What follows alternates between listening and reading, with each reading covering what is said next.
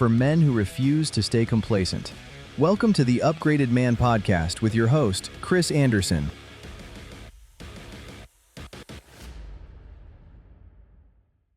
Welcome back to another recording of the Upgraded Man Podcast. I'm Chris Anderson, your host. Today is going to be a fun one. We've got Nate Spangle on the show. He's the founder of Get Indiana, and we call him the unofficial hype man of Indiana. So he goes around the state highlighting what is awesome about Hoosier Nation and everything in these small towns to big towns. And he got his start. It was pretty unique. So we're going to dive into that. So you guys, if you don't know, yeah, he's just grown a massive brand with Get Indiana, millions of views, huge following on social media. His podcast, Get Indiana, is just crushing it. So, Nate, welcome to the Upgrade Man. I am excited to be here. This is fun. My first time in Tipton proper. I just drove through downtown. Yeah. Great spot. Yeah. They've done a lot. Super old 1894 on the courthouse? Yeah, I think so. Yeah. Yeah. They've been doing a lot of work. 3,000-pound bell? Yep. Come on now. It's pretty cool. I'm here for that. Yeah. So, and it's great because, I grew up, my grandparents from Tipton. I grew up in Greentown. So, now I'm in my grandparents' house. And so, there's a lot of history there. So, I take my kids to the pool at Tipton, one of the best pools around. Still $3. You love that. Yeah. And so, I was taking there by my grandma and my mom, and now I get to take my kids. So, it's cool. That's so fun. Yeah, man. I'm really excited because, being a Hoosier, seeing what you're doing, highlighting all these cool places and things to do is neat to see. And you learn. There's some things that I didn't even know was happening in Indiana. And your start, though, was pretty unique. I guess it's actually kind of true to form with being a Hoosier, right? So you're working at Powder Keg. You decided, hey, I'm going to buy this truck off Facebook Marketplace. I'm going to go chill and wait to get into the Indy 500 to get in the infield and see what happens, basically, more or less. Yeah. We were hosting a podcast at Powder Keg. We had put out maybe 50 episodes. Right. It was all about business and entrepreneurship in Indiana. It was not growing as fast as we were hoping. And I was like, we got to do something big. It was March-ish timeline. The Indy 500 was around the corner. And I just got the idea, literally walking into work. I was like, I'm going to record this video. And it was, I'm on a mission to be the first truck in the infield at the Indianapolis 500, and I'm going to throw the first ever all Indiana tailgate. Yeah. And I had read the story of Larry Basiglia. Okay. He had been first in line for 37 years in a row. This is in the, I believe it was the 60s into the 70s, and before then, crazy. The guy is a legend. And I was like, someone needs to do that. I didn't own a truck, and but the video blew up. It was at the time I maybe had 5,000 to 7,000 followers. Okay. It got 75,000 views or 50,000 views, just a crazy amount. And hundreds of comments from brands saying we have meat and we have beer and we have we want to be part of this. And so I set out on this journey. I had to go buy a truck. I found it on Facebook Marketplace. It was $3,000. It was a 1986 Dodge W250 utility bed. It's a beast. And the rise was born. We gained 15,000 followers in 6 weeks.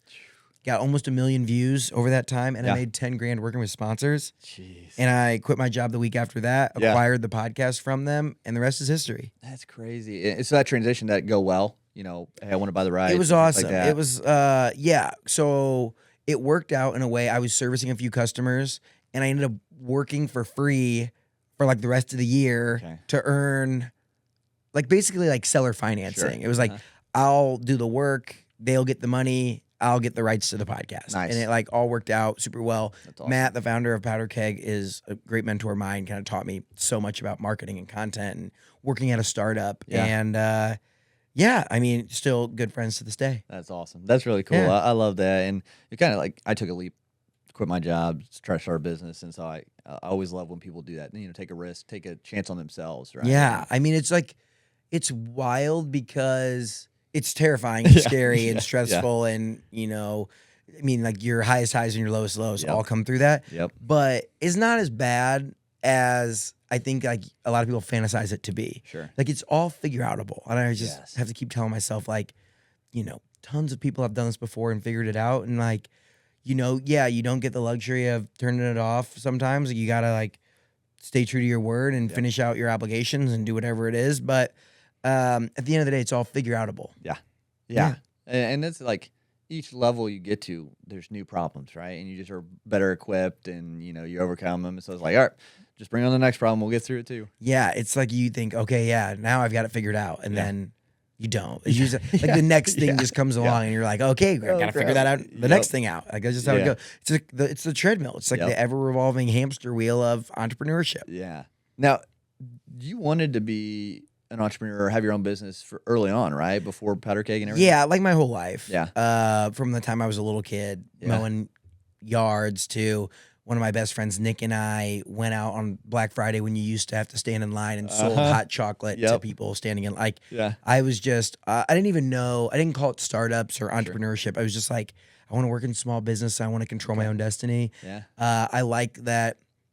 I like the variability of it. Like, I'm not the smartest person in any room. I think there's so many ways that, like, where other people are better than me. But what I know is I will just put in an unlimited amount of hard work. Yeah. And so it felt like if that was my input, entrepreneurship and owning my own business seemed to be where that input in was going to have the greatest output on the backside. And the greatest output of, like, I'm really driven by impact. Sure. So, like, going the corporate route or somewhere big where it didn't really matter if I showed up or not wasn't really for me. The idea of every day when I joined a startup like Powder Keg, I was the 6th employee. Oh, wow. Okay. It's like you're over 10% of the workforce is you. Like every day you show up, it matters. Yeah. Like now we have 4 employees at Get Indiana. Yep. And it's like, 25% of the workforce has to show up and bring their A game Monday through Friday. Like, or else, 25% of the work's not getting done. Yeah. What is that like for you, managing or leading now your small team, which is still amazing, to have that.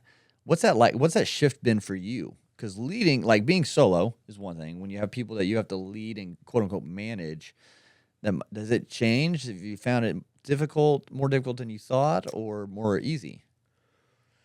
Oh, great question. It's hard, anything, but it's like good. Like, I think that it's a good thing. I'm 29 years old. Yeah. Like, I think a lot of times adults steer away from uncomfortable things or learning new tricks. Like before this, I'd never managed anyone. Like maybe a summer intern. Sure. Maybe. Like, so it was like, it's been a really good learning experience.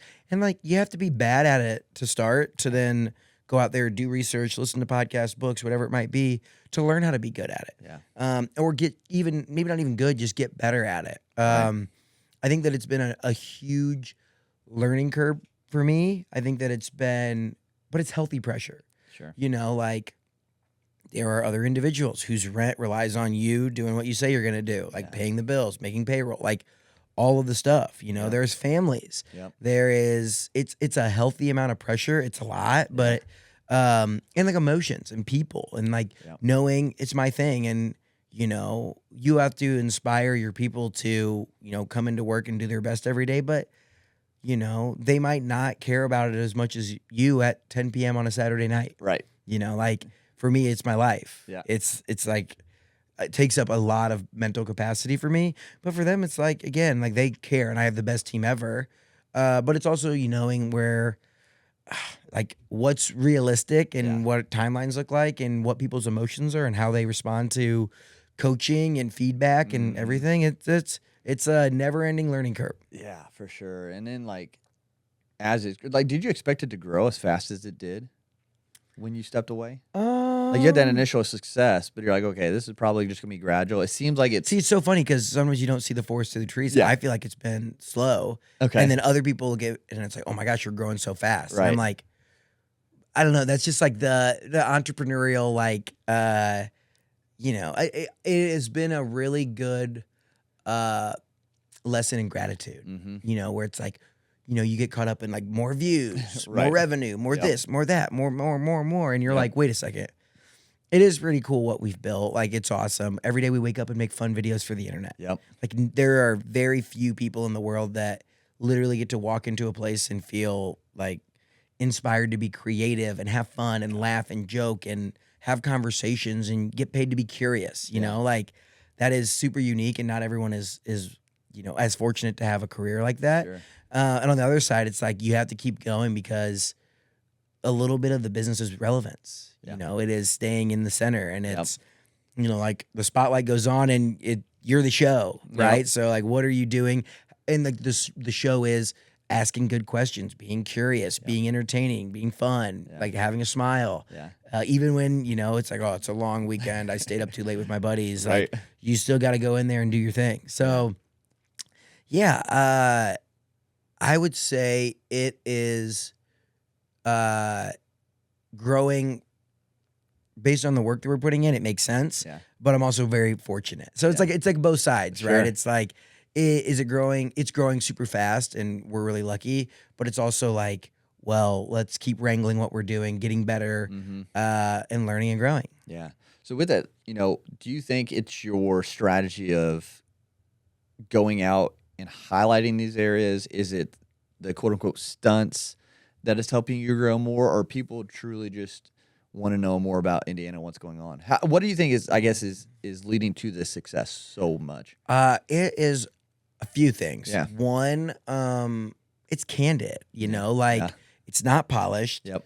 We're real authentic people. Like, if you see us out, like, who you see on the internet is who you meet in real life from the whole entire team, which is, I think, is special in a world of like polished and edited and I think the difference is too, like, we go out to places, like, you'll see us in Tipton and I'll like be recording there, or I like, if I don't make it to the place, I go as deep as the internet will let me to learn and become an expert on the thing. Yeah. And I have literally, over the last, anyone who knows me, over the last like 3 years, like, I'm hyper obsessed with learning everything about Indiana. Yeah. Like, favorite sports teams, favorite this, favorite, like, if it is not like an Indiana history, Indiana culture, Indiana knowledge thing, like, it's probably been in one ear and out the other. And just like learning about this and learning about entrepreneurship has been literally my life. And people can sense that. Like, they'll meet me in person and ask me a high school mascot, and I'll be like, "Go Blue Devils," and like it's real, right? So I think that is a little piece that, like, you can't fake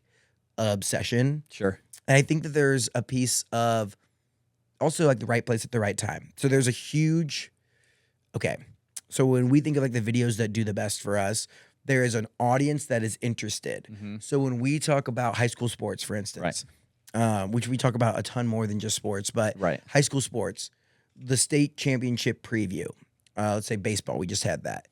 There is a huge audience that is looking for information. There's all the local communities that are proud. There's diehard high school baseball fans, large captive audience. There is a limited amount of content. So where our business grows is the delta between that.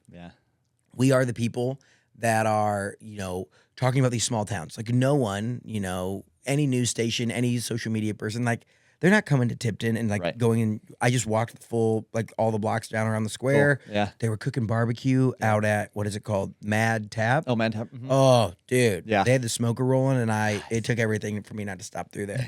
But like, we're going out there and do it. There is a delta. There are people that are interested in things to do in Indiana. Yep. And there's a delta of people that are leaving Indianapolis, leaving 465, leaving the Donut County region, going out, experiencing the place, talking to actual locals. Like, I'll go sit at a local bar and chit chat with someone. Yeah. And where our business grows is the delta between those two. That's awesome. I love that. So how did you get to that, to find that delta? Is that something you just knew over time, or just? No, I literally figured out how to like talk about this like 2 days ago. I was like, why does it work? And it's like, oh, there are people that are interested in this content. Yeah. And there is a lack of that content. Like, there are I don't know, like almost nobody else is talking about the Tipton Blue Devils football team or whatever it is, And like, now we have an entire sports podcast dedicated to a little bit of pro, a lot of bit of college, and a ton of high school sports. Talking about it in a modern setting. I mean, everyone remembers, you come up through high school football and you're like, finish your game, you win it. You like turn on the sports station and, they literally take 5 minutes and read like all the scores from the area. And you're like there for your 15-second media hit. Yeah. And it's like, well, what if we could do that more often? What if we could do that, in a really authentic modern way where people were seeing it, could share it on their Instagram, could like get their roses, like, so on the sports podcast, they did a breakdown of the 4A, the 3A, the 2A, and the 1A state championship game for baseball and softball. Okay. That was kind of like their first foray into high school sports, and people loved it. Yeah. Those communities are proud of their people. They have Division I talent. They have Division III talent. They have people that have put their heart and soul into this sport. Again, this is like becoming like we are a sports podcast, but the same thing is true for like the Main Street coffee shop. Right. That's why I don't do like ratings. Like I'm not gonna walk into yeah. a Main Street business and be like, okay, the One sip, and I'm gonna give you one sip. Like totally, like there's a market. People like that. Sure. But I'm more interested in talking to the owner who Yep.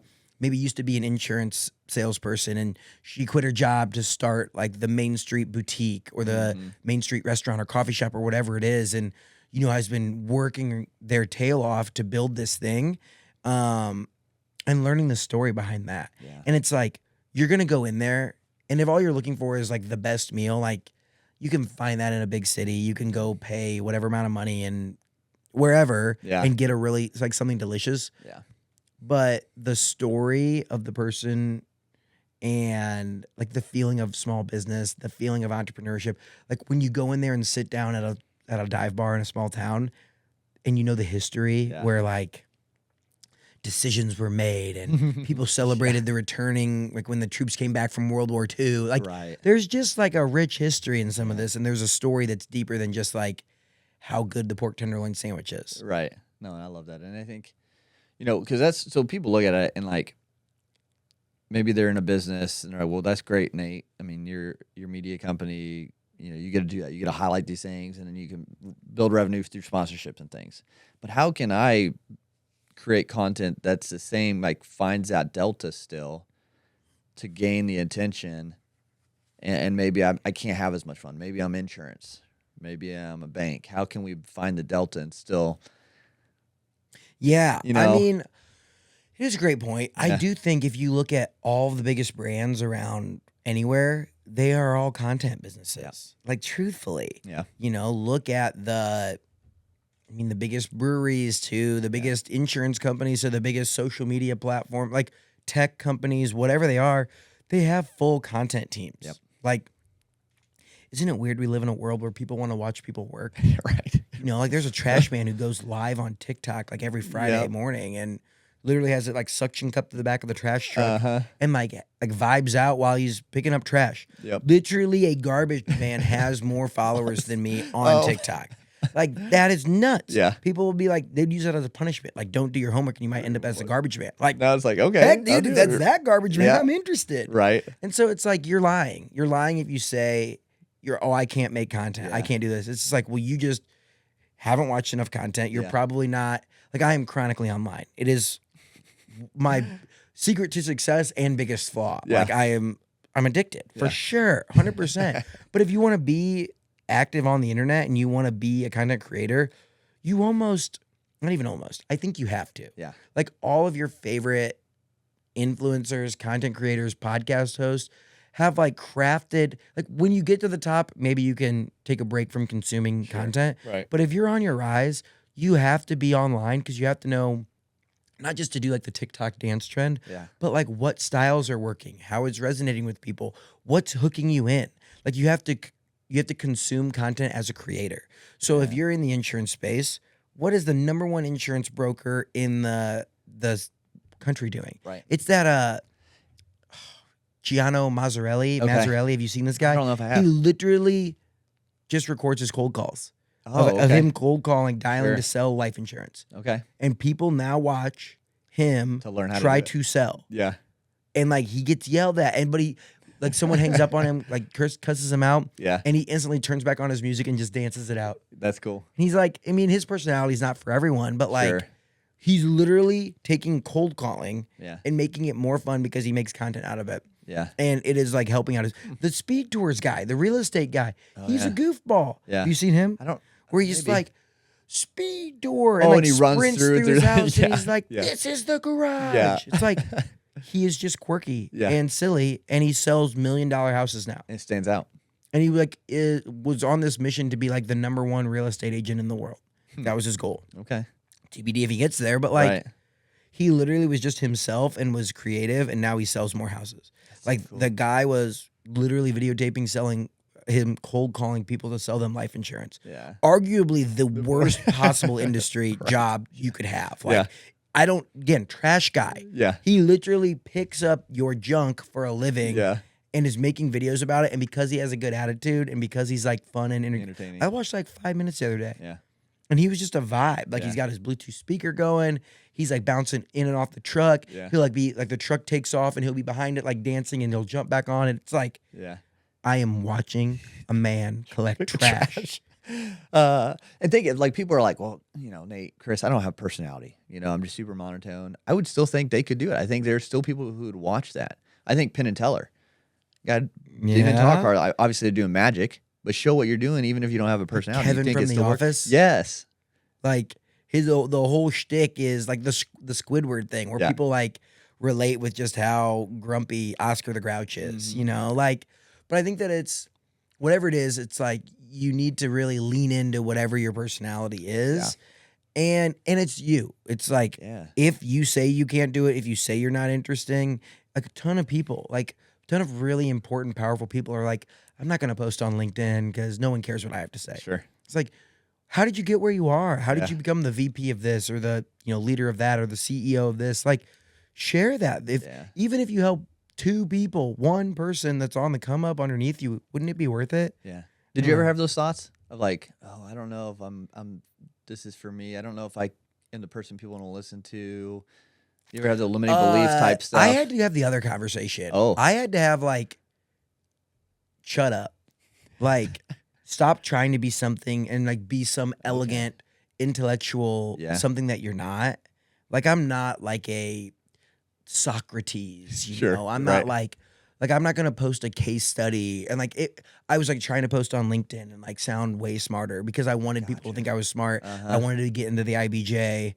But then I like realized that my superpower was that I'm candid and like real and fun. And I always say it's like my vibe is like the fun guy at the office Christmas party. Like first guy on the dance floor. Like, oh, it's like you love him. He's like kind of silly, maybe annoys you at times, but like that deep within like every office that needs a guy like that. Yeah. And so I had to say like stop trying to be so buttoned up and stop trying to be like, the Mark Zuckerberg of the world and just be Nate. Yeah. And lean into like I like tell the worst dad jokes. I do that in real life. Like it's almost cringy and you like laugh because you're laughing at me, not with me. Yeah. And that's just who I am. And the moment I started leaning into like who I was as a person, where like I'll wear my hat and I'll like, whoever it is, the CEO of whatever company comes in and it's just like I'm still gonna make funny jokes. Like I'm still just gonna be me.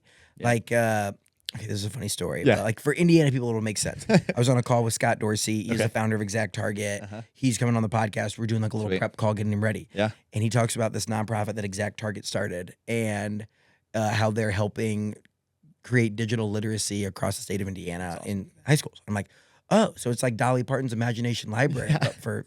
And he was like, he legitimately laughed. It was like, but he was like, I've never heard that comparison before. And it's like, again, this guy was part of a company that sold for over $1 billion. Yeah. And I'm like, that was just what came to my mind. It was like Dolly Parton's Imagination Library. Awesome. So I just said it. And it's like, he was like, oh, this guy's like kind of a goofball. Okay. But like, I don't know. He's just like me.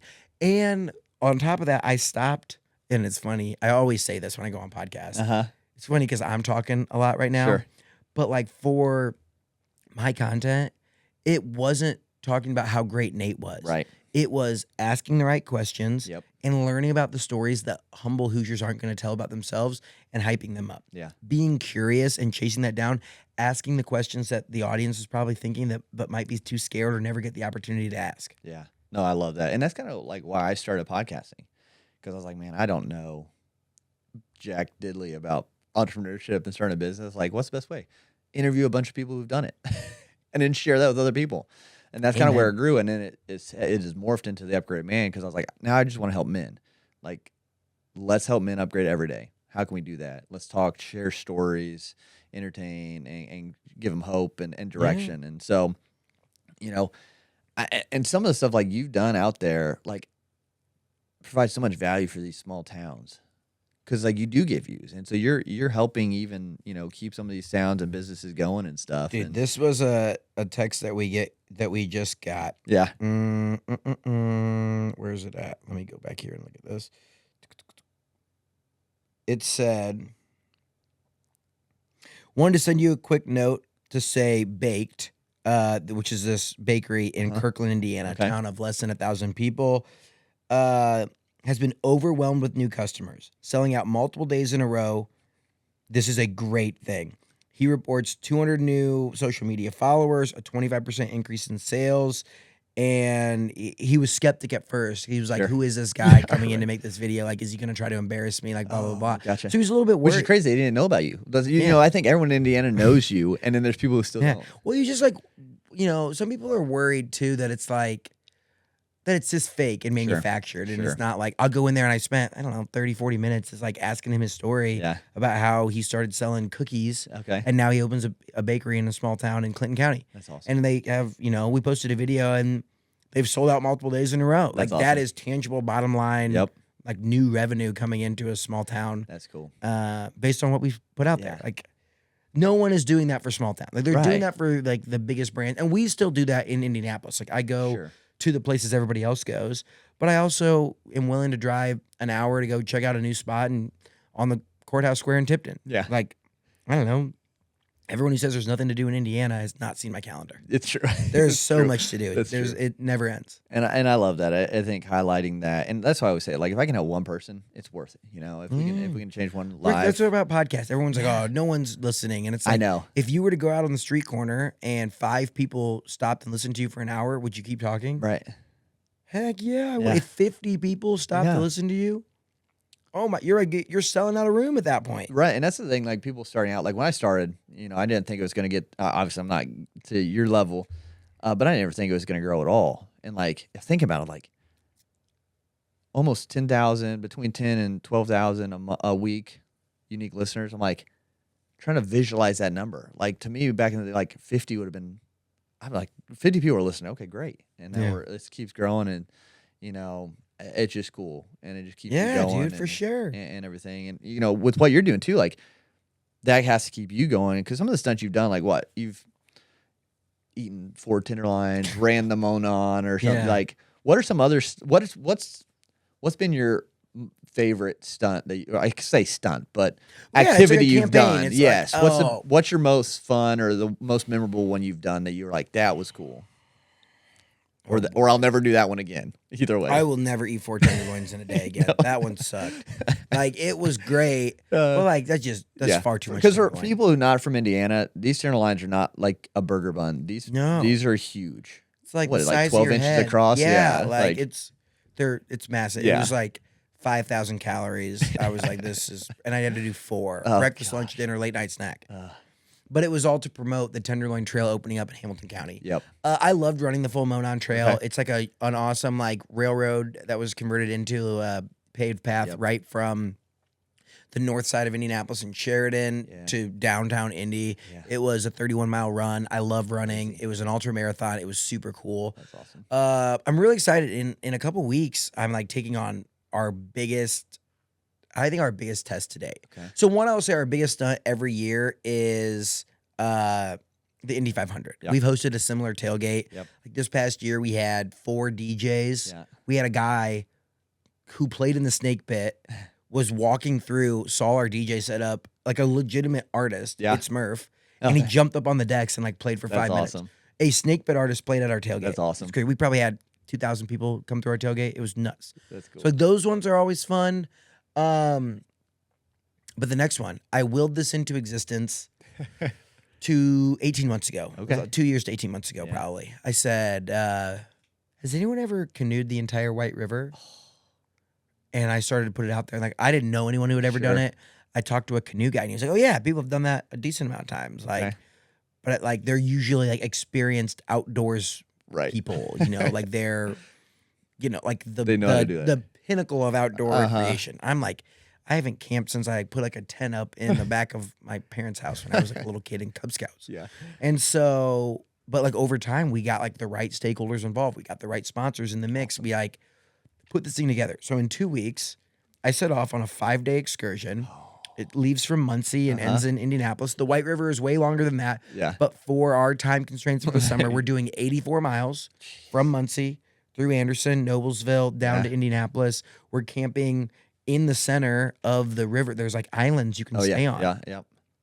Yep. This is 84 miles on a canoe Just down you? the White Are River. You, are you going? No, I have 2 or 3 tour guides. Oh, good. We have Okay. support staff, That's my awesome. camera guy. Yep. Like our group is like 12 different people. That's awesome. And it's sponsored by some pretty big brands that we're really excited about. Yeah. And it's going to be nuts. That's and awesome. I'm like, that is, I don't know if it gets cooler than that. Yeah. That's gonna be. The other big one is that we're visiting 1,000 towns. I visited That's right.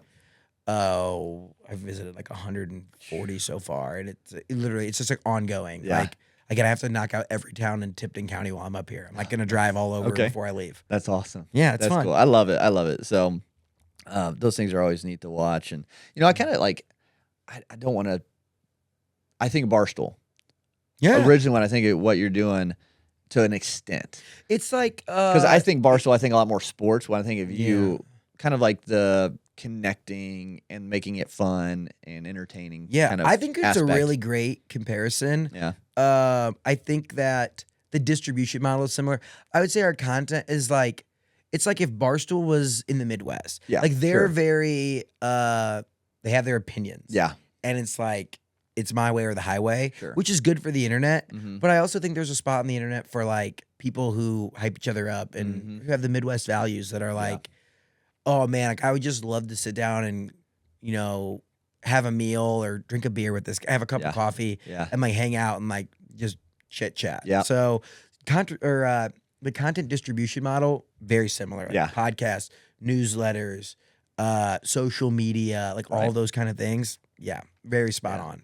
But nice. No. But, but the Midwest. like sometimes you'll like see something and it's like, oh, like it is like Almost more I feel like clickbait with Barstool. Well, and I feel like Barstool is like you and your friends like talking smack to each other. Sure. And so sometimes you're like, if you're not on the inside of the joke, Yeah. you're like, oh, I don't know about that. Yeah. Like ours is like, I feel like it feeds souls. Yeah. Like I feel like you'll see some of our stuff and be like, oh, like, if you turn on the 6 o'clock news, it's like robbery, like unfortunate, like violence, like danger, and it makes you kind of sad. Mhm. But then like hopefully you'll see something from us and you'll be like, no, there is still inspiring people in the world. There is still good.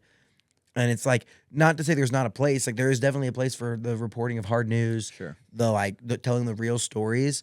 I just think that if we could spread a little bit of positivity that, it might make people more inspired to spread their own amount of positivity. Yeah. Where does that come from? Where does that heart of Nate Spangle come from, of wanting to spread positivity, want to make a difference and lift people up? Yeah.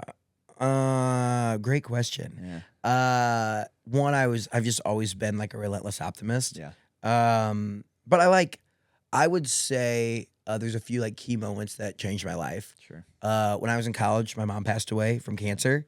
That was 2017. And I would say largely up to that, I was a very stereotypical average person, like self-absorbed. Sure. And I think that, I was like, I had just turned 20.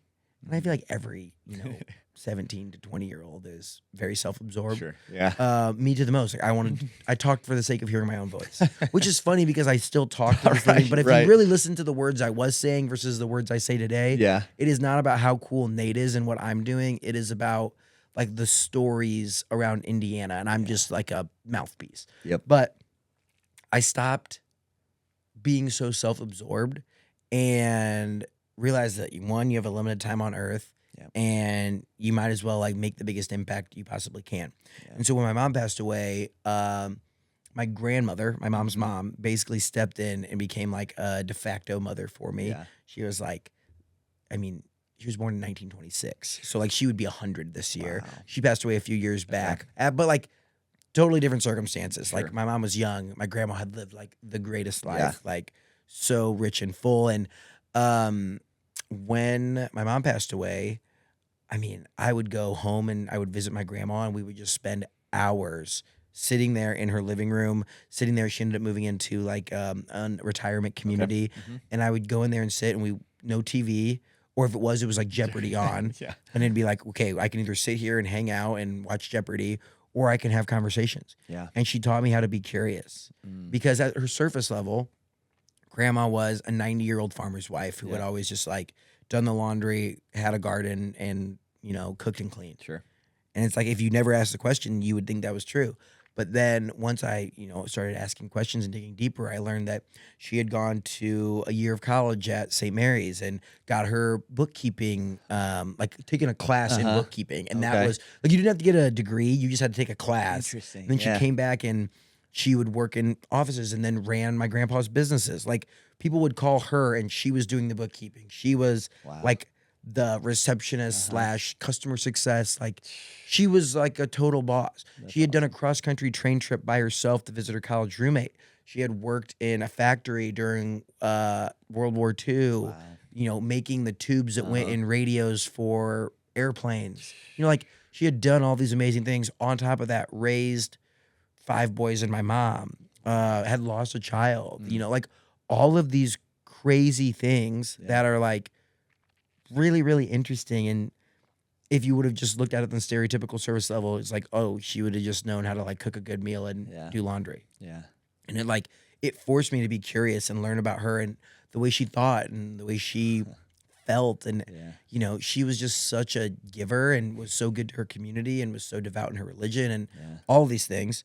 That, again, as a grandkid, if I just would have sat there and like waited for her to lead the conversation, like on the surface level, we had nothing in common. Sure. But then once you dove deeper, we had everything in common. And it was literally like a turning point in my life where I became genuinely, not fake, like interested in other people and their stories.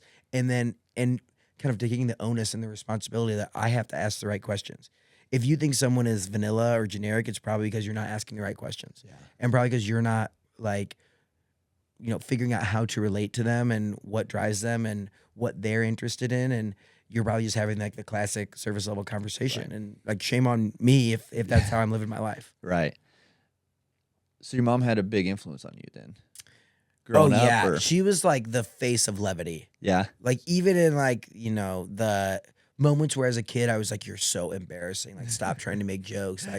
Like she was just levity, like never took herself too seriously, no matter, we could be like when you're a kid, that's embarrassing. I remember being a teenager and it was like, all the parents of the football team or whatever get together and she would like crack a joke and like the doctor, like the doctor, the local business person's in the room and I'm like, oh my gosh, that's so but it was like it was never like ill will or making fun of it. It was just like that's so silly. Yeah. Like literally like that was and I would just like you almost like roll your eyes and you're like, oh my gosh. But you just like looking back now, that's why everyone loved her. Like she was just like, again, a breath of fresh air and levity and never took herself too seriously. And again, I didn't appreciate all that at the time. I was a self-absorbed 19, 20-year-old, like not really knowing what was going on in life and only worried about me. Right. And it was wild. I actually look back on it and I could have been so much better for her and I got a second chance to be better for my grandma. Yeah. If that like I kind of learned the hard way by like getting to the end and realizing I had never asked the right questions. I had never really learned about like what she cared about or, like I remember when she got diagnosed, I gave her like a little notebook. Sure. And I was like, tell your story. And it's like, dude, what do you mean? Like, how is someone supposed to sit down? Like my mom didn't go to college. She like spelling and writing and learning, like that just wasn't really in her forte. Sure. And so I gave her this notebook and like, then I remember opening the notebook after she passed away and I was disappointed that she hadn't like bestowed some prophetic wisdom on me. And I was like, shame on you, Nate.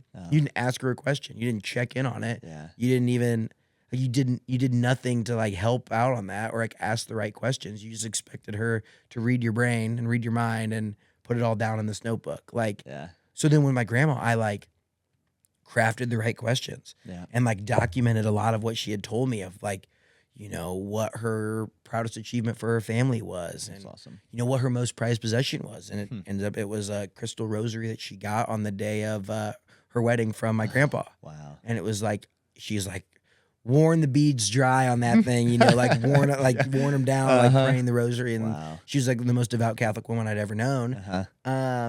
Because I asked the questions. Yep.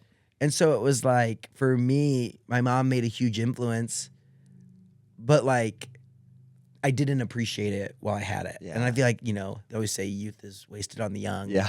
And like that moment, but then through like, higher power, God, you get a second chance to like be the kid, be the son, be the support system that I probably always could have been. Sure. And then like that parlays into I get to sit down and talk to people for a living and try to ask the best questions possible, getting them to say, I've never thought about that before. Or like, no one's ever, that's gold for a podcast host, right? Yeah. No one's ever asked me that. Yeah. That you're either way off track or you're right on the money there. Like, there's no in between when someone says that. Yeah. 100%. And usually it's like right where you want to be for a podcast. Yeah. So if you had the chance, what question would you ask your mom if you had the opportunity? No one has ever asked me that. I hope that's a good one. I think I would ask her how she measured success. Yeah. And like in this world that we live in, it's like from the outside looking in, it's like people will use top line revenue. They'll use how big your house is, how many followers you have, how many views you get. And like, those are all great metrics that I track, that our company tracks, that is great. But like, what fills me up and makes me excited, like, isn't that much different with 9,000 followers or 90,000 followers. Yeah. Like, it's not like all of a sudden you get to 90,000 and like, oh yeah, like now you hit the happiness number. Right. Like, you're happy now. You're right. It's like looking at like, am I making an impact? Am I getting more emails like that from people whose businesses we're helping, from stories we're telling where, like we've had fathers and mothers and grandfathers and grandmothers come on and their grandkids or their kids listen to it and they're like, no one ever asked grandpa that. Like I didn't know that that's how that part of their life went. Right. I didn't know that they were that proud of their family. Yeah. Like meaningful conversations. It's like that's success to me. But it'd be interesting to know, like, as someone who's now on the other side, it's like, well, how are you measuring success at the end? And like, what could, having that discussion about like when you see the writing on the wall of where it all ends, like what were you thinking about and what did you care about? And then how do I apply that into my life today? Yeah, that would be some answer, I'm sure. What do you think she'd tell you looking at what you built? Dude, she wouldn't. I don't think she would get it. No. No one gets it. Like Right. my grandparents, I still have two grandparents that are living. And it's like we went out to dinner the other night and it was at I was on a trip up in northern Indiana where they're from. I'm on a trip and it's paid for. And they're like, wait, what? Like it's like, you don't have to pay for this dinner? And I was like, no, Grandpa, get the steak. Like it's free. And they were like, they don't get that. But then it's like I try to equate it to like, remember back in the day when you were watching whoever on the nightly news or whoever. It's like, this is like where that is going towards. Yeah. So my mom's similar thing. She would be like, wait, what? You get paid for this? And without a doubt, she would be like the first comment on every single video. She'd be like it would be just so funny. Because like, again, I was an only child. Okay. I am an only child. And the time growing up, when your mom is your loudest cheerleader, and like brings a cowbell to every football game and every wrestling meet, and like you're like as a kid, like, oh my gosh, that's so embarrassing. And looking back now, it would be like she'd be so proud. Yeah. And appalled, like just like astonished, not appalled, but astonished of just like if we were out to dinner and it was paid for, that was like her favorite thing. And we were like not very affluent. Sure. So like we would go, her and I's like, outing would be going to Taco Bell and There you go. ordering like 3 things off the dollar menu for each of us, and like then going to a park or whatever. And she loved doing that and exploring, always wanted to go do stuff. But like we never really like, again, that's why sometimes having like budget friendly stuff is important because we never had money to go like to the movies every night or to the water park or on vacation or whatever it was there. And so she would just be so pumped where it's like, hey, a steakhouse invited us out to dinner and all we have to do is make a video. And she'd be like, no way. Like her mind would be blown. It'd be insane. That's awesome. Yeah, man. So I love that because I mean, I think our heritage, where we come from, our history, I think plays such a big part. Yeah. And I think people forget that. Yeah. I think lots of people out there in the world forget, like, again, in a world that's so divided, where it's like, you voted for that person and I'm appalled.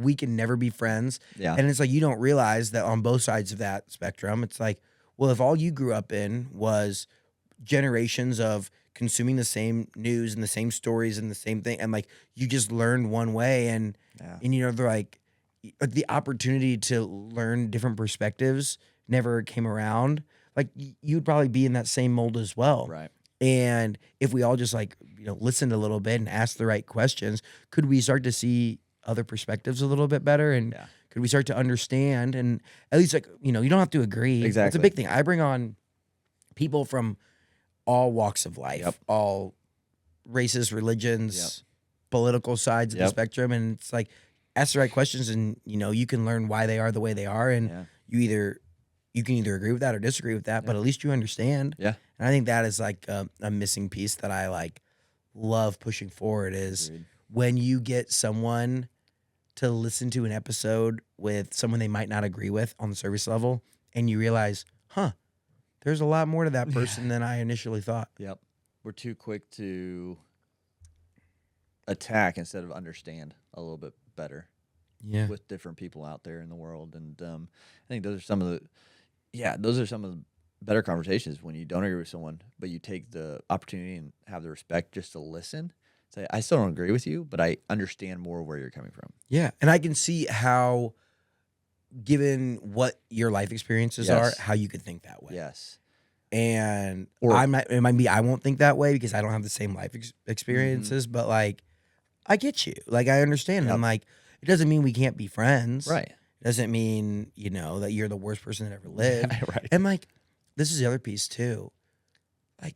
Shouldn't we all be consuming more content and learning? And it's okay to change your mind. Yeah. It's okay to have one set of information and believe one thing and then learn new things and realize, oh, wait, maybe I was wrong. Right. People are so, and I'm the opposite way. I can put my hand up and own it and say I was wrong about that.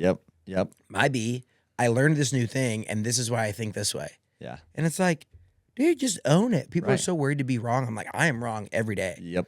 Every day I do something and I'm oh, that was kind of silly. Yeah. I can't believe I did that. I can't believe I used to think that. I can't believe I was that way.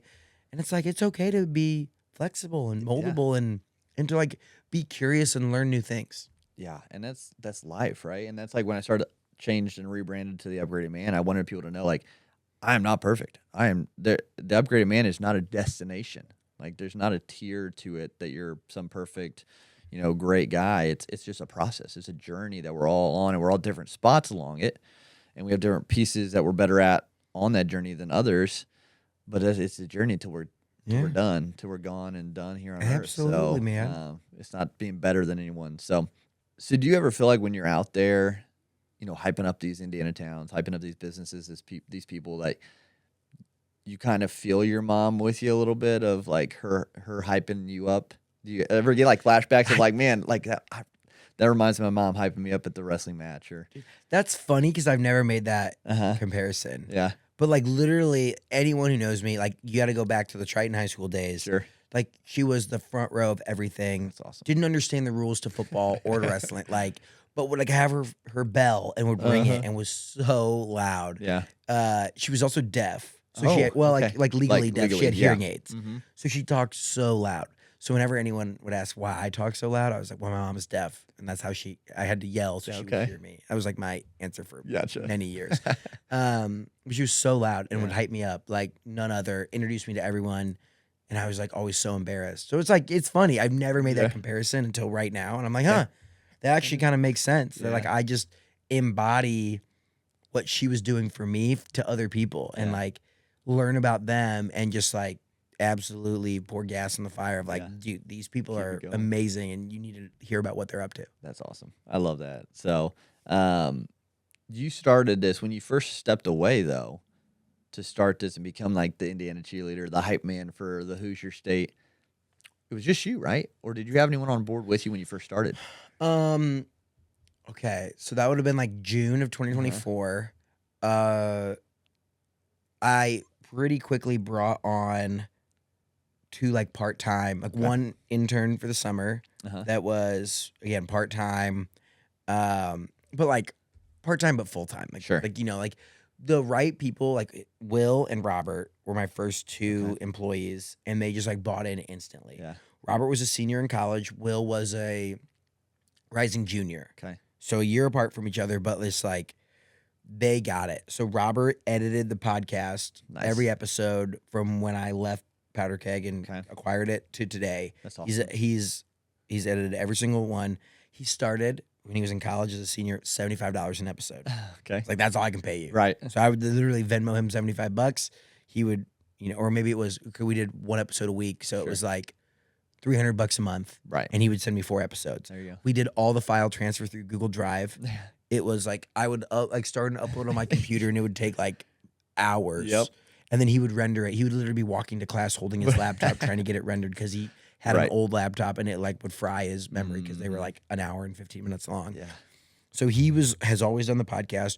Will was just like my camera guy. He was quizzing me on county seats and counties, and he was filming for me and was editing a ton. And just like he had grown a TikTok page about cars to like 30 or 40,000 followers. Okay. And I was like, hey, come be my intern. I'll pay you. You can keep doing that. You can keep using our resources and everything. But you can also like edit my videos and be part of it. And they just bought in instantly. Like, That's cool. As young interns, and now they both work full time at Get Indiana. That's cool. Yeah, that's really awesome because so it does take, if you're on your own, it takes a lot. Even if you have a team, it takes a lot. Do you have good systems in place, or do you? I mean, I think we can always improve the systems, right? But like, dude, yeah, I'm like not an operational guy. Sure. Like operational excellence is like on my list of things to master. But one of my high school best friends is kind of like our fractional, like operations manager. He is very like process and detail oriented, and I'm very much like, in the terms of EOS, like I'm the visionary and he'd be the integrator. Yep. I don't know, the right people have just like fallen into my lab at the right time and reached out at the the right point. So I mean, today it's like we have Shane, who runs all of our written content. Underneath Shane, we have a writer in South Bend, a writer in Fishers, and then like, I mean, depending on the day, like 7 to 10 different bloggers that like put out their own content. That all kind of like funnels up through like funneling the website and the newsletters and all that jazz. Then we have Austin, who's like the operational person who keeps us all. We use ClickUp, and he just like kind of tags it all in there, makes sure that sponsors are getting what they're paying for, that content is getting out, that everyone kind of has their I's dotted and T's crossed. And then Will and Robert are kind of the content side. We have a new intern who's going to be a senior next year. His name is also Will. We have really good success rates with intern Wills. Okay. So we have new intern Will. He is the editor for our sports show. Yep. So just like, that's awesome. Kind of like the producer, editor, like helps bring that to life. Dom is the on-air talent for the sports show. Oh, nice. I mean, that's awesome. We're growing and rocking, and I feel like whenever anything goes wrong or falls through the cracks, everyone blames it on systems, and it's like you can always improve on that side of things. And a little bit of it is just like when you're moving fast, things are gonna break, and you're gonna understand that like, oh, there's a better way to do this, and it's good to have outside people. It's like while you're running, it's hard to like adjust your running form. Yeah. It's like hard to change your insoles while you're in the middle of a 100-yard dash. Right. But like, when you get down to the end and you can look back, it's like, oh yeah, maybe I needed bigger spikes. Mm-hmm. No, that's true. I love that. I'm a big analogy guy. No, I like it. Yeah.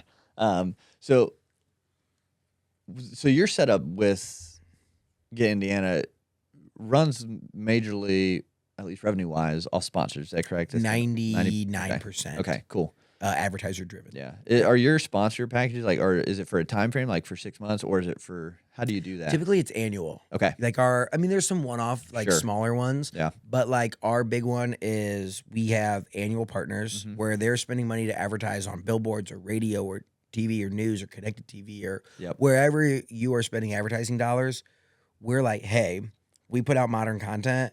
We're advertiser supported. Like we can put your brand in front of Hoosiers. Yeah. Like we are, our audience is like 95% Hoosiers and 5% Hoosiers that moved away that wish they were still here. Yeah. So like we can get you in front of people. So whether you're an attraction, whether you're Oh my gosh. Like sometimes I get like put into the influencer category and I'm like, Sure. Nate, as a, like my social media is kind of that, but Yeah. like we have a newsletter that covers the state of Indiana, one that covers South Bend, one that covers Fishers. We now have a sports podcast, a state parks and recreation podcast, a live music podcast Yeah. with different voices, different faces, different styles Right. than me. And so it's like, we're getting year-long commitments from advertisers that love the state of Indiana that like, when they post on their own, maybe they get 8 likes. Right. Or it's like maybe their billboard gets seen a couple times or whatever it is, but it's like through our podcast, through our social media, and through our newsletters, like clicks and views and people learning about your business. It's just like a modern form of all those things. Yeah, no, I love that. And so there's really kind of like no cap necessarily. You could continue to grow that. Yeah, and it's like it's the easiest form of entrepreneurship. Like I love media. It was perfect for me because there's 2 scoreboards. Sure. Views and subscribers, followers, like all that side, revenue. Yep. It's like make good content, grow this number, find good partners, sell that number. Right. And it's like kind of goes on. Like at some point, everyone always asks, it's like, are you ever going to run out of things to talk about? It's like I have 1,100 different places to visit on my list. Like there's no shortage of Indiana stories to tell. Things. The key is like, can you continue to be fresh and creative on the delivery style and people not get bored with you and not to sell out. Like we do a lot of stuff that is not advertiser supported. Like advertisers help us fund, like, high schools don't pay us to talk about their state championship team. Right. The tiniest towns in Indiana do not have a budget for us to go. No one is like, yes, I want you to visit 1,000 towns in Indiana, and every of those 1,000 towns are going to give you $1,000. Right. That does not happen. Right.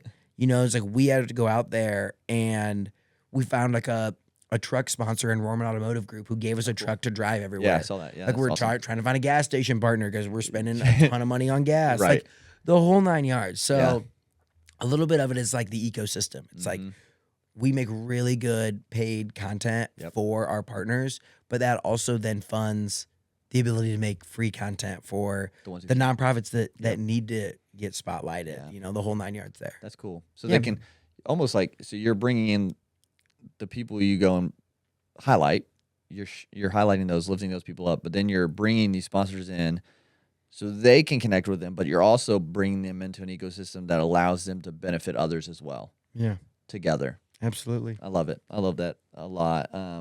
So what, with that too, talking about doing good content, staying relevant, staying fresh, what lengths are you willing to go to on your videos to keep attention? I mean, like within reason, Sure. We try not to be like overly mean. Yeah. You're like, like disrespectful. Yeah. Like, some people are willing to do a lot more like jokester, pranky stuff to get views. Yeah. So we kind of draw the line there. But like, I will suffer an unlimited amount, realistically. Sure. Like, would you get arrested? I'm thinking like McAfee jumping the canal arrested for.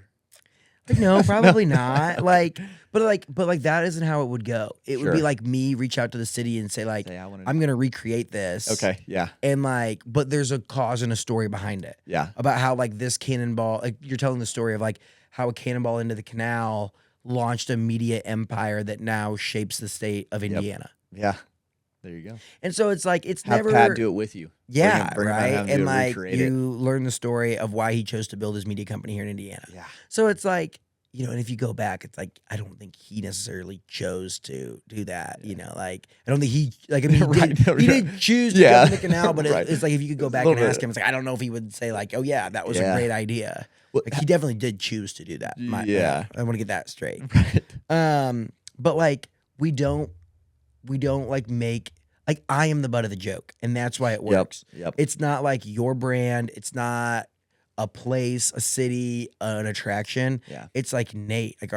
Like people will laugh at me. Yeah. And like you ask any of my best friends, I'm like the easiest person to be like the royal fool of the Sure. court, like the Okay. jester. Yeah. Like it's so easy to laugh, not with me, at me, like very, very clearly. Like and it's like that's what it is. So like when I have to eat 4 pork tenderloins in a day, you're like, haha, like Nate is so silly. Or like 8 orders of shrimp cocktail and like I literally lost my taste buds for like 3 weeks. Like I couldn't taste anything. But it's like funny to laugh at me. Yeah. So I would say like there's no shortage of like, I mean, there is probably a limit, but like I'll put myself in the most uncomfortable positions as long as like I am the butt of the joke and not like somebody else. Yeah. Because like that's just not me. Agreed. And that's Yeah, just that is not good. what Indiana likes either. Like I just know a lot of creators are willing to, and it's like I guess there's the internet rewards that, you know, if you go out there and you do jokes or pranks or whatever, like it's funny. I like to do it. I like to do videos where it's just like, hey, people are getting a laughter and enjoyment off of watching me suffer. Yeah. Have you done anything within the content you've created that you're like, you know, sure, we'll do this. It's probably not going to do anything that actually blew up, like did better than you ever imagined? Oh man, last year we did the Small Town Showdown Bracket Challenge. Okay. Yep. And we thought of it on a Friday. We thought of it the Friday before Selection Sunday. Okay. So like you know March Madness, it was like the tournament starts next week. Right. Literally, I was driving. Some of my best ideas come when I'm driving. It's crazy. That's crazy. We thought of the idea on a Friday, and Will and I literally canceled everything that we had planned and built out this bracket in 4 hours. Wow. And had it posted that day. Jeez. And it went insane. I gained like 10 or 11,000 followers from that like set of videos, and we put money up. We said, again, no sponsor. We just put it out there and said, in the winning town, I'll go there and open $1,000 bar tab. There you go. And people loved it. And we Come got to my like town, I want the tab. yeah, we got over 100,000 votes. Wow. We picked 64 towns in 4 different regions. Like it was literally a full March Madness bracket. That's awesome. Yeah. People loved it. Yeah, I remember that was really cool. I love the idea. It's so creative. Like, so you say best ideas come driving. How many good ideas have come from your team, or do they all come from you? No, they do not all come from me. What's one really good? Yeah, really I was gonna say, idea. what's a proud one you're proud of that one of your guys on your team came up with? Oh my gosh. So many like segments that we have done. Like I think that we had the idea to, I think they had put out like, hey, you should visit a bunch of places. And like that one was kind of like a group effort of like, we landed on the number of 1,000 towns. Oh man, I'm thinking through. This is bad. Like I shouldn't take this long to think of good ideas. Right. Other people have good ideas. Yes, one that was really good. We did it for a stretch. I believe it was Will's idea. Okay. We played Indiana GeoGuessr, and we played it every day at lunch until I broke the world record for Indiana GeoGuessr. That's awesome. And we got up to like, I mean, there was like hundreds and I don't know. There was a ton of people in our live stream that were helping us like, that's Brownstown or that's wherever. And that was a really good idea.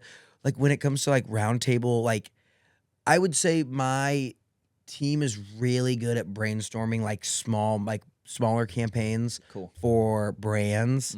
So, you know, like the fantasy football punishment where I lost my fantasy football league and had to spend 12 hours at the HC Tavern, and every order of shrimp cocktail I ate, like they came to me with that idea and we like workshopped it together to like knock off the hours and like make it together. Yeah. Like there's a lot of our like everyday, like, and I mean, like there's times I just go out there and spend a day doing something and Will puts it together. Yeah. Like Robert crafts all of our thumbnails. Like they do all of this work that's almost like, it isn't like a ton of like big campaigns, but it's these like the everyday things that matter that they like let me think about like big extravagant campaigns, because I'm not like taking my creative power to think about what to title this video. Yep. Or how to design this thumbnail. Like I give them some feedback like once a week. Sure. But like, so I would say they're really good at those big ideas that are important for our everyday content, and let me think of like, okay, we're going to do this extravagant, like, okay, so we're doing the canoe trip. Yep. After that, I'm running a 50-mile ultra marathon in Colorado. Oh, cool. But I'm going to do a whole series about how to train for a mountain ultra marathon in Indiana. And like what I'm doing to train for this thing and like make a whole YouTube video. Sweet. Like that was probably, you talk about big campaigns too. Yeah. Like the one where our team came together and worked maybe the best was we flew a guy from the UK to Indy for the Indy 500. I think we're at like 120,000 views on our long form 20-minute YouTube video. That's awesome. 7 to 8 minutes of average watch time, which on YouTube is insane. Yeah, that's crazy. Like we only had maybe 3,000 followers or 3,000 subscribers when we put it out. To get like 120,000 that's crazy. It's crazy. That is. Like that's awesome. it was like our greatest piece of content we've ever created. That's really cool. Like it's a masterpiece, truthfully. That's really cool. And so I'm excited to like continue to push in and do more of that. Yeah, that's really awesome. I love that. So that's crazy on the YouTube too. Yeah, because getting views on YouTube is so different than Instagram, and it's hard. Yeah. Do you have any? So like, if it's not broke, don't fix it, kind of thing. Like this is working well. It's going good for you. Do you have bigger goals for the company? Oh yeah, any entrepreneur, right? It's always thinking about be happy with today. Like I am happy. Like we get to have fun every day. Yeah. Like things are good. But like it's also not the time to get fat and happy and take your foot off the gas. Right. Like we're positioned at a really interesting spot where we can continue to make a big impact. Yeah. We can get more views and followers and expand and grow. And we're always testing things. Like again, we just launched those 3 new network shows. Yep. We're going to see how that goes. It's like giving them the right resources. To give them the right resources, we have to work with bigger partners. Yep. We have some interesting stuff coming with expansion and looking at different markets and how we're continuing to build properties. Because here's the end of the day, I don't scale. Right. You know, like I can't be the host of the live music show and the host of the sports show and the host of this, that, and the other thing. Like at some point we have to figure out how to really make a business, and it can't just be relying on Nate. Yep. And I think that we're flipping the switch right now. Like I think we're in a season of this is a full-blown media company. There are other people that deserve a voice, that deserve, because my Indiana is not everyone's Indiana. Right. You know, like what I like to do.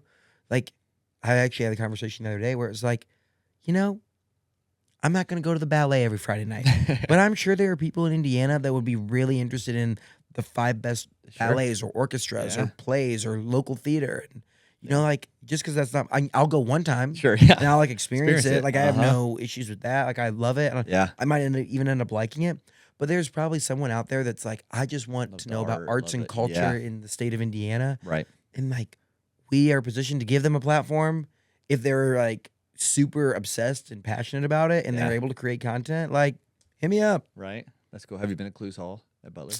I have been there, but not for a show. Okay. But I've like gone through a tour. Yeah, they bring like really good comedians through there. Yeah. Yep. Yeah. It's a pretty cool location. So, and they're expanding. It's really neat. But you mentioned that. So, how did you get through the tough days? Like when you started and maybe the views weren't hitting like you hoped, or you weren't getting the growth like you thought you were supposed to. Or Yeah. You just keep going. I just don't sulk. Yeah. Like, just keep going. I have a short memory. Yeah. I have a short memory on good and bad. Yeah. Like, Yep. I mean, again, we just talked it through here, and it's like I can't even remember the last like 10 campaigns because I'm already just like on to the next thing, which is like, again, a gift and a curse. You know, like at times it's probably not the best thing. Yeah. But if it doesn't hit, it doesn't hit. Like the internet is like, okay, like clearly we did something wrong. Like learn from it and get better on the next one. And if something doesn't fall your way, I'm like, again, almost to a detriment. Just like, I almost like live for bad news because it's just like I accept it and I don't sulk and I move on. Like there's nothing that can be done that like, you know, like complaining about it is gonna fix. Yeah. It's like here are the cards that are dealt. Like figure out how to make a winning hand out of it. Yeah. Or figure out how to stack the deck in your favor. Right. Like you know, you gotta like make it happen. Yeah. So and it's like don't take it too serious. Right. It's fun videos for the internet. Right. You know, like at the end of the day, Not so deep. I'm not curing cancer here. Right. So it's like if it doesn't hit, like it's probably my fault. It probably wasn't executed correctly. Probably wasn't planned well enough. Yeah. Like there's so many different reasons, and it's like go out there and make the next one better. Yeah. Yeah. I like to quote like this too shall pass.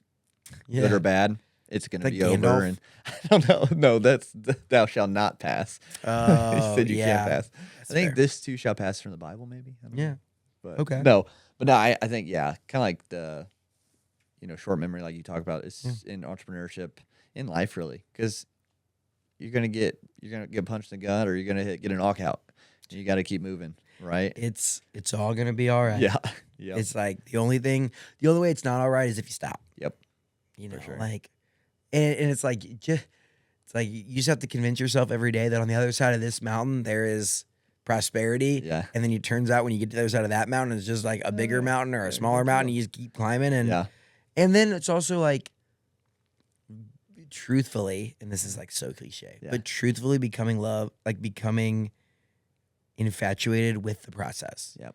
I love making videos. Yeah. I am like the least artistic person when it comes to painting or drawing or writing or building or anything like that. But like knowing how to craft videos is my art form. Yeah.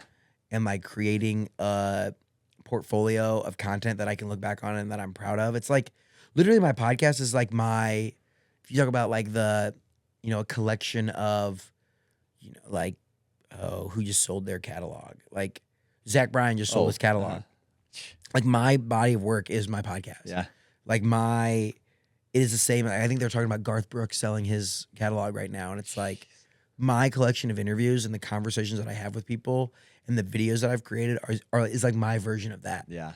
And I'm like, not like overly protective, but I'm like proud of that. And it's like, and I'm proud of like where I started at versus where I've gotten to and how I've been able to craft conversations and the stories that we've told. And it's like Joe Rogan, like he has I don't know what the number is, but like 3,000 or 2,500 episodes. It's like, that's his body of work. It's his catalog. And he's super proud of that. Yeah. Same thing with Call Her Daddy. Same thing with all the biggest podcasts. Yeah. Like, I love it. And so with the success you've had, you go around, people know who you are, can recognize you, things like that. How do you stay humble? How do you keep it from going to your head? Like I am known for being the most Indiana guy. Yeah. Like it would be weird if I met someone in public and acted like I was better than them. Right. Or like acted like I was too cool for school. It's like the reason I got here is because people relate because I'm normal. Yeah. And I'm like one of you. Like I'll be at the same dive bar you're at. Yeah. That's why I always love. Like, so I have a rule. Like I give every hater gets like one comment back. I'll never get in like an internet war. Yeah. But you get one comment back. That's cool. Just so it's like, hey, I'm gonna be out in your town. Like you're gonna see me around. Like I'm one of us. Yeah. And so like, and I think that that's authentic, and people have really enjoyed that. Yeah. And so it's like the same way. It's like you meet someone in person, you like ask them about them. Yeah. Like, what's your name? Yeah. And where are you from? What high school did you go to? Yeah. They say Tipton. I say, go Blue Devils. Like, that's so cool. Thank you so much. Yeah. Like, the reason that I get to do what I do is because you watch and you actually care. Yeah. And you're someone that has the opportunity to learn something from our podcast and make your community better, which then again is better for our business too, because the better that people talk about Indiana, the more they think of it, the more people that end up here, like the whole 9 yards. It just like fuels the circle of Indiana life. Yeah. I love that. And it's so true. Now, going out, you mentioned negative comments. Have you had a negative comment that then in person they've come to you like, hey, I was sorry, or I'm wrong. I was wrong about you. I haven't had anyone come up in person to say that, but I have them. When I respond, and I'm like usually like overly nice. Yeah. I kill them with kindness. Yeah. Or I just like, and then I might like put it on I don't like blur anyone's name out because if you're willing enough to put a comment out there, I was like, someone's got to get their Uncle Greg. Like this is a heinous comment, But I have had people like I've responded back and they're like, hey, that's my bad. I commented that before I had my morning cup of coffee and I didn't know you read all your comments. I don't read them all, but I read a lot of them. Yeah. And like, if someone's like talking smack to me, it's gonna probably pop out, and I'll just be like, hey, Glenn, sorry that you didn't like my video about your small town. Like, if you go out there and create a video, I'll be sure to share it.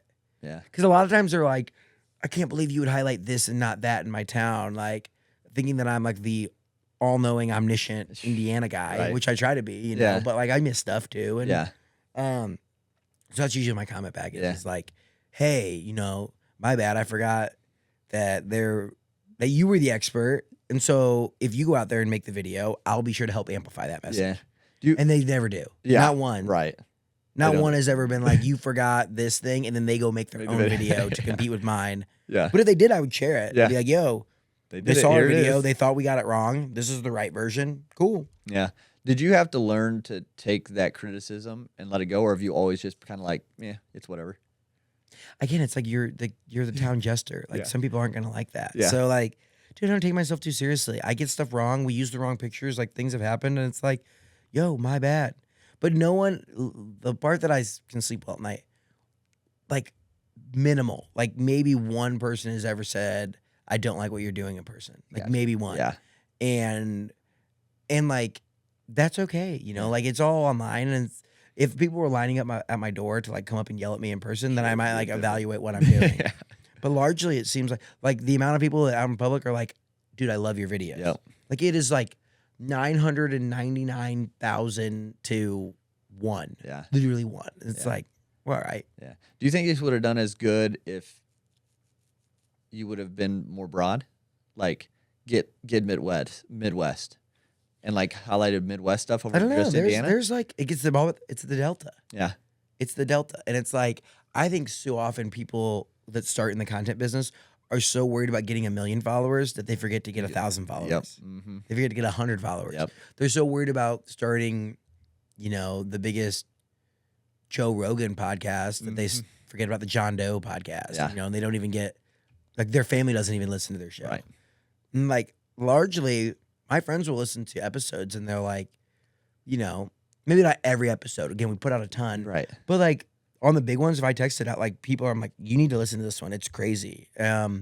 They like have given me great feedback and I've like seen the journey and the growth. Yeah. And it's like, okay, well, at least my closest people listen to this. Yeah.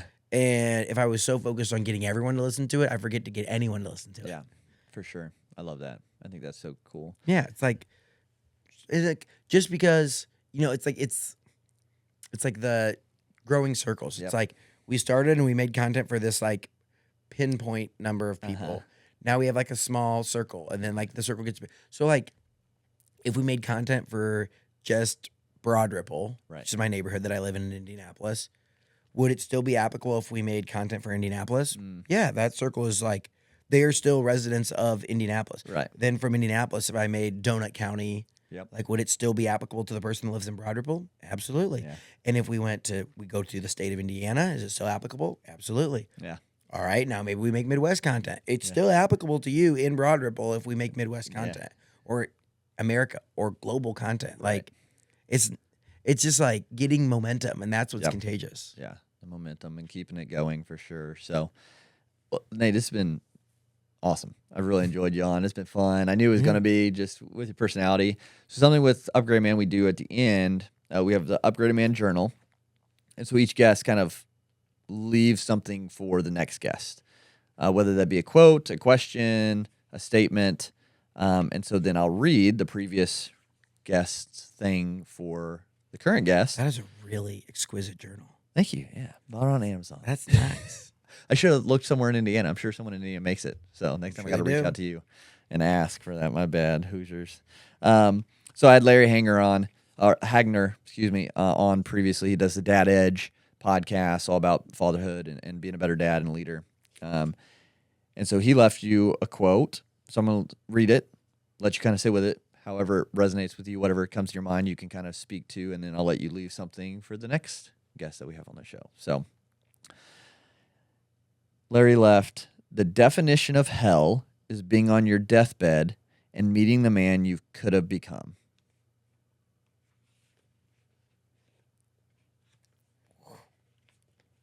Larry. Wow.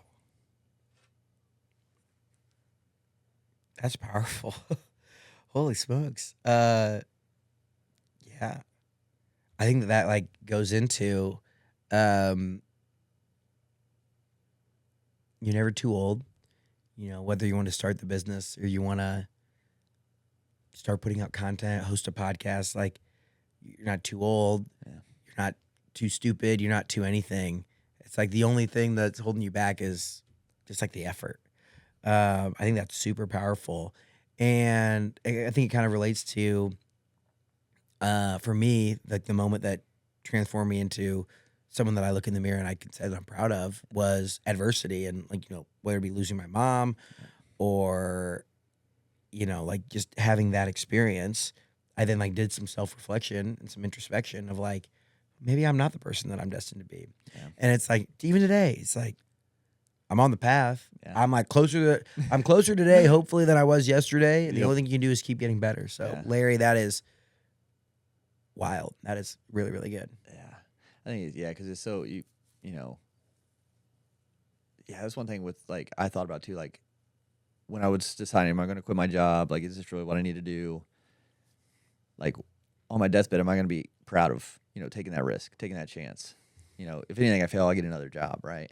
And so, I think we put too much fear in what other people think about us and what we do that we don't even try to become who we are meant to be. Yeah. Sometimes. So. And that's what I always say too. And it's like, you're going to get to your deathbed and be like, oh, I'm really proud that I got 8 hours of sleep every night. Right. That is what I am most proud of. Right. No, like, come on. And you're going to be really proud that like I'm not saying, again, I'm like, buy things, enjoy it, like go on vacation, do the stuff. But like at the end of the day, the thing I'm most proud of is the conversations and the relationships that I built. Yeah. And, I'm just lucky enough that those get recorded and are included in a body of work. So, yeah. All right. Wait, do I like write it? Yeah. So we'll give you this. You can go ahead, write it in there. You're actually the first in-person guest since the upgrade. Oh. So, yeah. So congrats on that. We've done virtual. But, yeah, I'll let you. All right. Here, you can just kind of write it right under there in that line, what you want to leave. Oh, man. There's some good stuff. Yeah. So the goal with this, while you're thinking on it, is I think it'd be cool to eventually, I don't know how many episodes doing this, but publish it as like an actual physical journal. People can go through and answer these and respond to these things on their own. So should it be a... It could be a quote that you really enjoy that men might find beneficial, a question that you might ask a man that helps them improve their daily lives, or just something along those lines. I think I'm going to put... Well, I guess that one was just about your deathbed, so I won't put another one about your deathbed.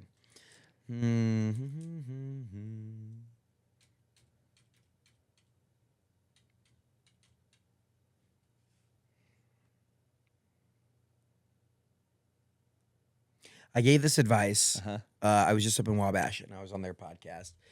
And I gave the advice that, like, the secret to... I don't even know if it's a secret, but like, and I don't even know if I would say like we're on the track to being successful. Like we're taking steps every day. Yeah. And they asked, what's your secret to success or advice? And I was like, dream so big that it makes people kind of uncomfortable. They think you're crazy. Yeah. Like have large dreams, even as an adult. Yeah. Like where when you say it out loud, it kind of sounds like, whoa, that's crazy. Yeah. And then outwork everyone in the room. Yeah. Like be the hardest worker. When my head falls asleep and when my head hits the pillow, I like have a clear count because I know that there's nothing more I could have done today. Like I know that I gave it 100% effort. Yeah. And it literally takes, I don't know, like I feel like that's always like, how long does it take you to fall asleep? And it's like 12 seconds. Right. Like, I'm like out. Yeah. So that's my advice. I So like it. I'll read it at the end. Yeah. All right. Dream so big it makes others uncomfortable and be the hardest worker in every room. I love it. Nate Spangle, episode 512. Boom. Thank you, sir. So, yeah, I am excited to share that with the next guest and see. Because I always think, like, I don't believe in coincidences, so I always think, things happen for a reason. So that quote, it'll be interesting to see how it connects with the next guest and how they resonates with them. But, Nate, this has been fantastic. Obviously, people can find you, Get Indiana. Right. GetIndiana.com. Get Indiana on all social media. At Nate Spangle on all social media. Go, if you're in the Hoosier State or you're not and you just want to check out some interesting content. We have, again, like I think we're 300 episodes in. That's awesome. We have tons of fun guides and blogs and tons of ways to find us. So go check it out. Awesome. Yeah, make sure you do connect with Nate and Get Indiana and all they're doing, especially if you're here in the Hoosier State. just really, really cool what they're doing to highlight everyone here. So, Nate, again, I appreciate you being on today. Cheers. Yeah. And make sure you share this with somebody. If you're in Indiana, definitely share it so we can show more people what Nate's doing here in the state. And if not, share with someone who's, trying to build something on their own. They can be inspired and motivated by, what Nate has done in his journey and the success he's had and will continue to have. So follow the show, helps keep doing this. And until next time, keep upgrading. We'll talk to you later.